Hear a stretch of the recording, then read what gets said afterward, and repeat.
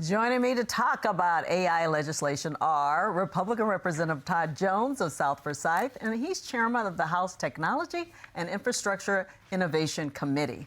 And Republican Representative Brad Thomas of Holly Springs is vice chair of the House Committee on Technology and Infrastructure and Innovation. So thank you both for being here. You heard what people had to say about it. Before we get into it, though, Chairman Jones, I know that you and the former person we had on, Representative Mary Margaret Oliver, worked together on that Mental Health Parity Act 2 years ago. So I wanted to make sure see if you had anything to add about what we might see this year. Yeah, well, first of all, I think Representative Oliver really laid out, I think, where we're at today really, really well.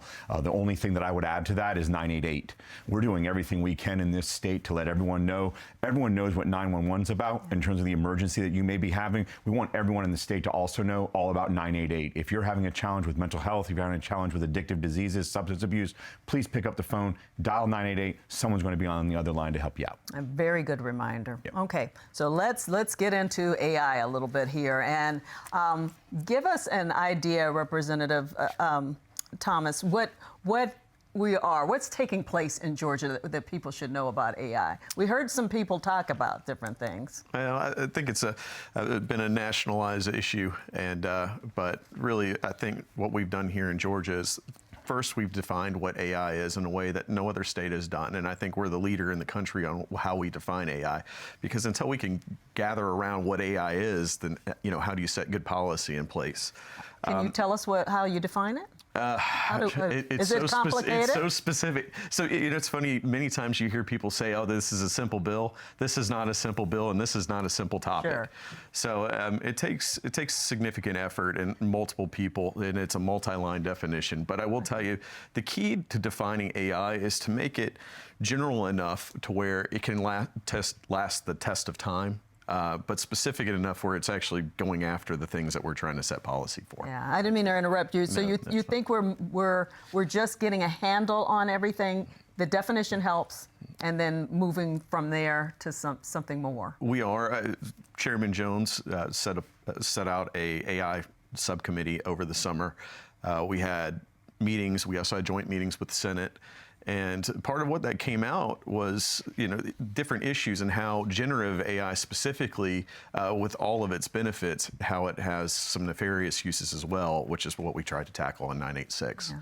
I want to get in a couple of things that people mentioned. Like the one guy was talking about construction and jobs. That's a big fear for a lot of people. Absolutely, and I think the fear, I think we need to be able to address. And when I heard that gentleman talk about construction, well, a lot of people need to be thinking about, I hope, the fourth industrial revolution is going to include not just AI, but AV like you saw in that shuttle, but it's also going to include accretive manufacturing and 3D printing. We are going to see the day very soon in this state where houses are going to be printed.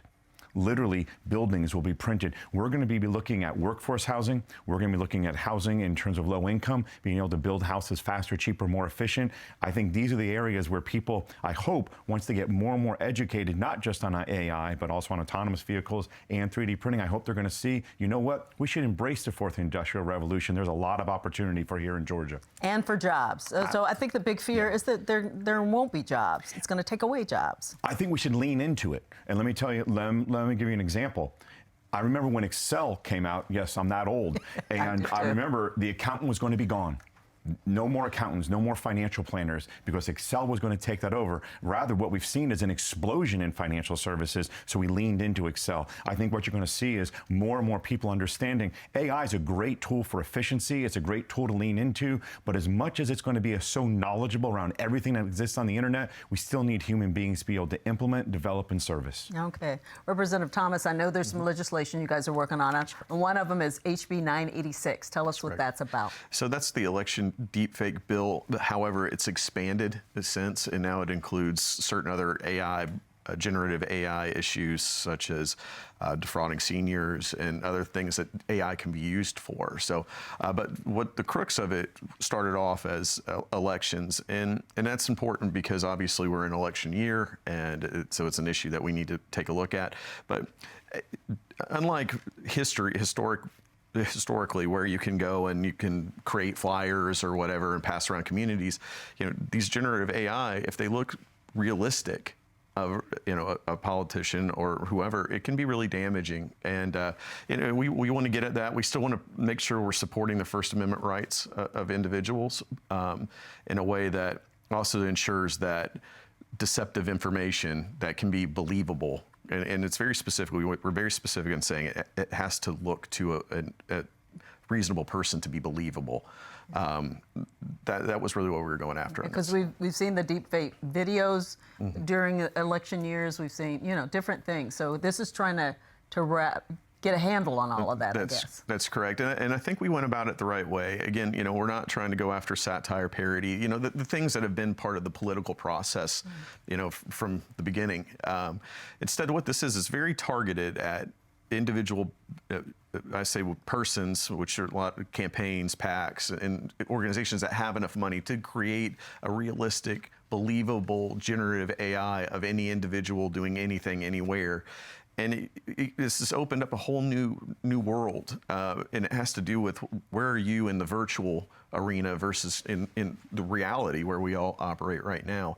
And in the virtual arena, really, it's visual, what you can see and what you hear are really the only things that you can believe virtually. So when you take those two things and you create people doing things that they didn't do, are you defrauding people? Because that's not protected free speech. Okay. And that's the crux of the bill. And there will be, you're tying a felony to it. It will be a felony if you're found guilty of this, and a penalty involved, right? Yeah, so we're talking about potential jail time and potential fine. In addition to that, I think that Representative Thomas had a great add to the bill in terms of we're going to go ahead and require disclaimers. So if you're going to be using generative AI, to Representative Thomas's point, we want you to go ahead and disclaim and say, yes, I did use generative AI to go ahead and create this believable image that you're seeing right now. If you don't use it, then that particular PAC, that campaign committee, et cetera, will actually have a penalty or a fine attached to it that will be no less than $10,000. So we really want to put a lot of, I'll say, weight behind this and make sure that the voters, the electorate, know exactly what's real and, frankly, what's imaginary. Okay, so that's HB 986. There's HB 9882 too. What's that about? Correct. So in order for us to set policy, we have to figure out, I always tell people, to get to where you want to go, you have to know where you are and then set where it is that you want to be. Chairman Jones and I are very much in agreement that our goal in life, in the policy that we're creating, is really to make sure that we're not stifling innovation, but we're putting up guardrails to make sure that people are protected. And what 988 does is it authorizes the Georgia Technology Authority to audit all state systems for the use of AI and set policy to make sure there's not discriminative practices being used in that implementation of AI. So I think it came out very well supported, and we're excited to see what the report we get back. And if we need to do some more policy making, we'll be on here next year talking about it. It seems like you will, because there are things you can't even anticipate that are out there or coming, right? Yeah, 100%. And Representative Thomas mentioned it earlier in the segment in terms of the definition of AI. We're really proud of it. We think we've beaten the other 49 states, but it is probably going to be passé in 6 months, maybe 6 weeks. So we absolutely realize we need to have a living, breathing document, but we're going to have to revisit this every year. I think folks are going to be talking about this a lot, not just AI, but in terms of the discriminatory practices that it could do if we let it go, in a sense, the wrong way. Also, keeping those guardrails up. We don't want to be a state that puts too much regulation on it, stifling innovation. We want to be able to lift our companies up and have as much innovation as possible, but we need to make sure that we put that proper guardrail up, not just for, I'll say, the governmental entities, but also for the private sector. So this is just a start. Like, there's so much more left to do, right? A lot. Yeah. A lot. And your committee on AI in particular, is that over or is that a continuing? It's continuing. It does.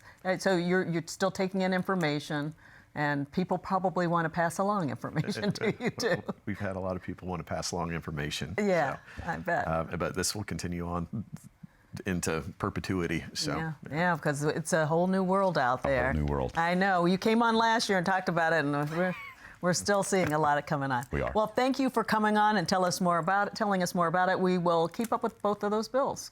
And I think you've got some bipartisan support, don't you? We do. Yeah.